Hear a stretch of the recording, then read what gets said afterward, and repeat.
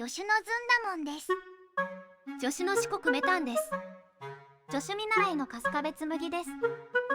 今回は新夕張駅を出発してから滝の上信号場で臨時特急十勝81号とすれ違い、追分駅でスタンプを獲得し出発するまでをお送りします。麦ちゃん、この1ヶ月大変だったのよ。26日に間に合ってよかったのだ麦くん。これからも26日は紬の日と覚えてください。ということで VTR スタート。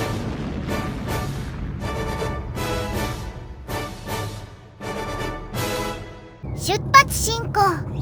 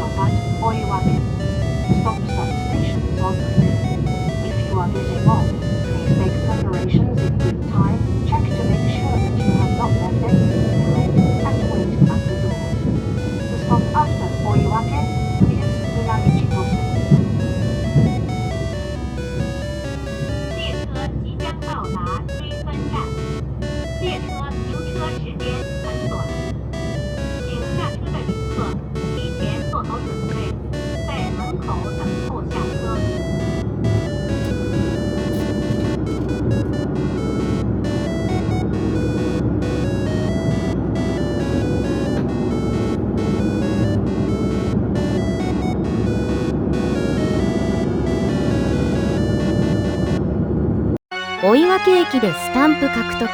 特急十勝に乗車したのもこのためでした。